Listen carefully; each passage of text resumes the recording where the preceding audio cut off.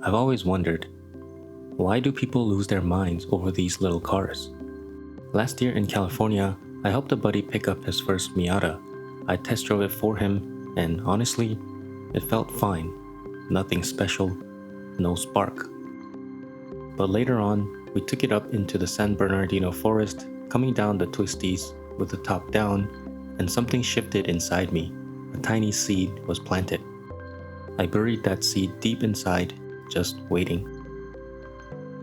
Then another friend, someone I met through our shared Saab 9.5 obsession, sold his 9.5 and got an NB Miata.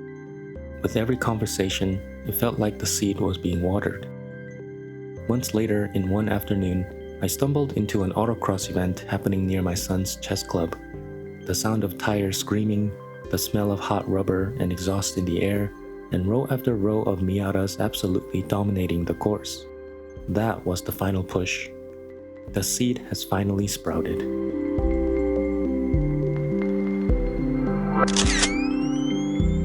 The Miata you saw at the beginning is in fact my new-to-me Miata. You're probably wondering why it's stuck on the side of the road already. Well, during the test drive, it was phenomenal. Plenty of power and the ride was great, so I pulled the trigger on this 2003 NB2 Miata with 63,000 miles. How much did I pay?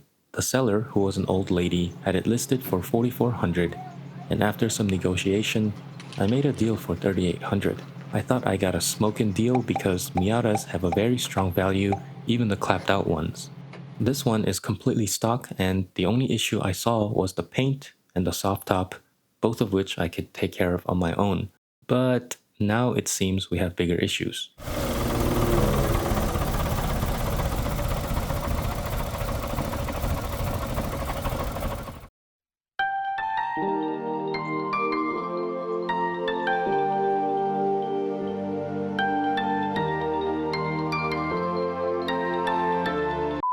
Alright, so here's a quick walk around of the car.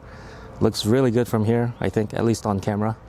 But as you get closer, you can really see the faded paint. And this is not a reflection, it's actually bad paint. And then this area right here, that's a paint chip. Like this is like bare metal. Obviously faded headlights. And then the wheels are rusty and bad. Sides look pretty good. There are a few dings here and there, but no serious dents. And then, yeah, the mirror looks bad. And then the back, all of it facing the sun, so it's got most of the damage there. And then the highlight of the show is the top. Surprisingly, it's a glass top, but it's very unfortunate because the rest of it is just beyond repairable damage. Here, there's tape over it, and then there's tape over there, and then a hole right here. And then, yeah, I'm pretty sure this top leaks like crazy. It hasn't rained here yet, but yeah, I'm pretty sure it leaks a lot. It's got like this peeling thing going on. Yeah, this area has all tape. So definitely been sitting out in the sun for a very long time. And then let's go into the interior. I'm gonna take off my filter. Here we go. So the door is being held on by tape. I'm not sure if the window is being held on by tape or the door card, but the previous owner said that this window does not work.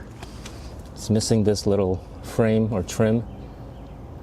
And then, honestly, the rest of the interior is pretty complete and good. One thing is these two spots right here. I heard this is very common for this cloth material. And then a nice little cigarette burn right there. And then it's kind of just pet hair everywhere. But otherwise, a complete interior. Right, gotta pop the trunk. It has one floor mat and then a random door mat. I guess they use that for the driver's side. So there's the two mats. And then underneath, it's got the spare tire and the tools, and then a fresh battery from 2025, so that's good. Otherwise, pretty clean, no rust. Pretty clean car underneath. Well, ironically, this reliable Japanese sports car left me stranded, which none of my 10 previous unreliable Saabs have ever done to me. But to be fair, I don't think it was this car's fault. The previous owner told me that this car belonged to her fiance, who unfortunately passed away. And I didn't really ask her how long ago that was because it was personal, but seeing how this car only has 63,000 miles, and compared to the low miles, this horrible paint job and the soft top, I think it's been sitting out in the sun for a very, very long time. The Miata's timing belt interval is 60,000 miles or about there, but I don't think it's that issue because this car, it didn't like instantly lose power. It kind of gradually lost it. And then when I tried to start it again after bringing it home, it started fine, no issues, and I was able to drive it into the garage.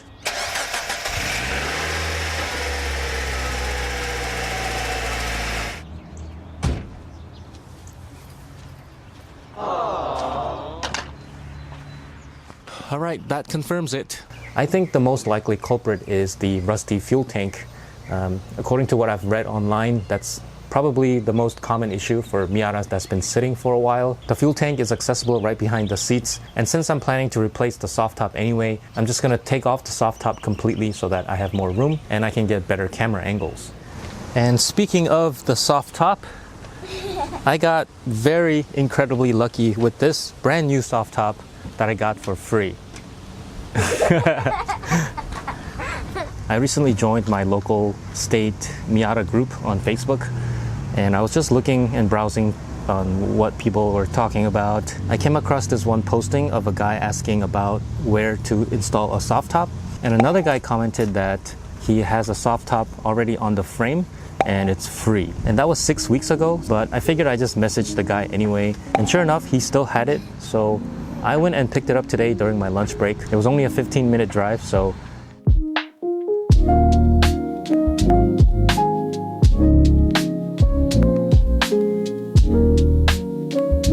well, you might be wondering why in the world I got another project, seeing how I can barely keep up with Vader 900.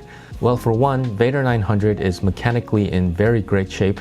I've been driving it around regularly without any problems, and I've actually accomplished every single thing that I wanted to do with that car before heading out to the tail of the dragon, which I am pretty proud of. So I started focusing my attention to something else, which is sim racing, more specifically flipping sim racing gear. It takes significantly less time and energy to do that, and for those of you that work on your own cars, you know that even if you start something really small, it almost always ends up snowballing into something huge like a multiple day project, which is something that I just don't have time to do. So anyways, I started a new series over on my sim racing channel right here, where I start from $60 and try to flip my way up to a full motion rig. And after 6 months and 7 flips, I ended up with a lot more money than I anticipated. So with $3,700 in my pocket, I needed to make a decision. Do I spend $3,700 on a new motion rig and try to flip that to make more money? Or do I buy a car that has always piqued my curiosity? Yep, that's from the outside. And as a car guy, seeing this Miata for sale, I just could not pass it up. I mean, it has 63,000 miles. Of course, I did not expect it to break down on the way home, so I am kind of in a pickle. Maybe it's the Saab gods punishing me for taking time away from Vader 900 and doing something else. Anyways, the Miata is now a new project on this channel. Hopefully that engine issue is not too serious of a problem, which you and I will find out on the next episode. Anyways, thanks for watching. I'll see you guys on the next one.